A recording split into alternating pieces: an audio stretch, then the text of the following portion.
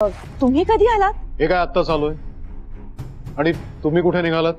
ते मी इथेच बाहेर हे बघा शालिनी, मला सगळं समजलेलं आहे। तुम्हाला किती वेळा मी सांगितलंय की नसते उद्योग करत जाऊ नका म्हणून। डॅड, तुम्ही आम्हाला का बोलताय? अहो, आमची काहीच चूक नाहीये। स्वानंदीने वॉर्डनना कॉल केला, त्या इथे आल्या आणि तमाशा घातला त्यांनी। आता त्या वॉर्डन स्वानंदीचे कान भरणार, मग झालं। Dad, we must do something. हो, आणि आपण आत्ताच काही नाही केलं तर ती बाई सोकावेल आणि आपले सगळे प्लॅन्स फेल होतील। स्वानंदी जिंकेल, तुम्हालाही हरवून। डॅड, ती मला हरवेल। भले भले आले आणि गेले, पण मी जिंकतच आलोय। काळजी करू नका, मी माझ्या पद्धतीनं वॉर्डनचा बंदोबस्त लावतो। म्हणजे साहेब, तुम्ही कधी आलात? हे काय आत्ताच आलोय मी?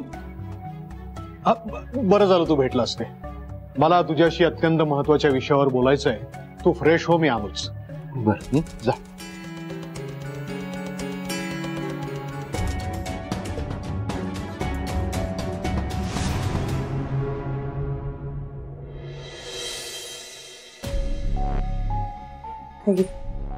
पाणी पी, थोडं बरं वाटेल। सावकाश।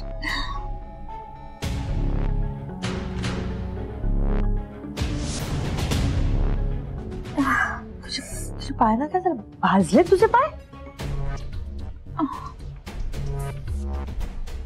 स्वानंदी, काय विचारते?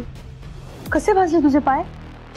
मॅडम, अहो ते किचन मध्ये काम करत होते, गरम पाणी पडलं पायावर, त्यानेच भाजले। मूर्ख समजतेस मला?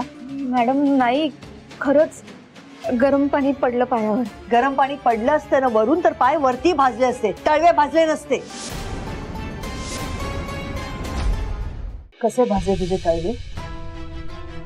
स्वानंदी, घरच्यांनी आणि नवऱ्यानी हाल हाल केलेल्या मुलींना मी सावरलेत। त्यांना स्वतःच्या पायावर उभं राहण्यासाठी मदत केलीये। अर्ध आयुष्य गेलंय माझं ह्याच्यामध्ये। आणि तू जे बोलतीयस ना आणि जे लपवतेस ते सगळं कळतंय मला। अनेक केसेस ऐकल्यात मी अशा अत्याचाराच्या, ज्या ऍक्सिडेंटच्या केसेस म्हणून दाबल्या गेल्यात, त्या निष्पाप मुलींच्या आयुष्यासारख्या।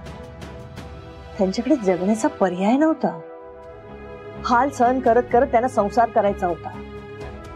पण तुला अन्याय आणि हाल दोन्ही सहन करायची गरज नाहीये। मुलगी मानली मी तुला। इतर मुलींना त्रासातनं बाहेर काढू शकते, अन्यायातनं वाचवू शकते, तर तुला का नाही वाचवू शकत मी माझ्या मुलीसाठी एवढं नाही करू शकत स्वानंदी? आज तू खोटं सांगून त्या पोलिसांना थांबवलंस।